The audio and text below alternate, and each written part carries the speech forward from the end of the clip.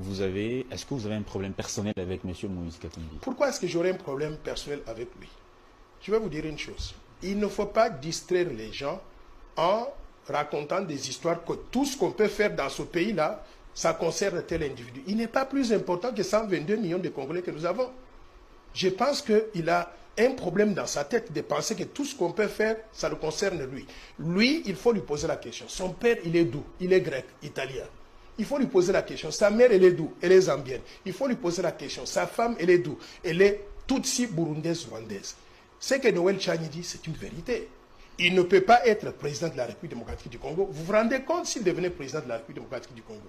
On aura une maison civile pleine de Rwandais, de Burundais, des Grecs, des Italiens, des Israéliens. C'est quel pays du monde qui accepte une telle situation? Par conséquent, cet homme-là, il faut qu'il comprenne qu'il ne deviendra jamais président de la RDC. On n'a pas de problème personnel avec lui, mais il faut qu'il respecte les institutions de la République, qu'il reste en dehors de ce que nous voulons faire. Moïse Katumbi Azalaki gouverneur, Azalaki député, a servi Mboka pendant vous savez, pendant qu'il était pourquoi gouverneur, pas être président de la République? Bon, vous posez une bonne question, je vais vous répondre. Pendant qu'il était gouverneur, vous savez quoi? Il était nommé par son copain Kabila, dont les origines, on les met en cause aussi.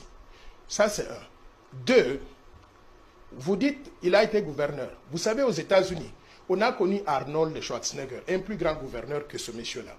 Arnold Schwarzenegger, il a été gouverneur de l'État de Californie, l'un des plus importants États aux États-Unis. Mais après avoir terminé, la Constitution des États-Unis ne l'autorise pas à se présenter aux élections présidentielles. Il a accepté son sort.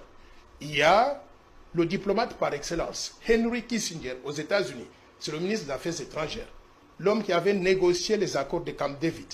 Il est arrivé au sommet de la gloire en étant secrétaire d'État. La Constitution américaine lui a dit, vous ne pouvez pas aller au-delà de cela pour être président de la République. Ils ont accepté leur tort. Est-ce que les Américains ont un problème personnel avec Arnold Schwarzenegger et avec Henry Kissinger?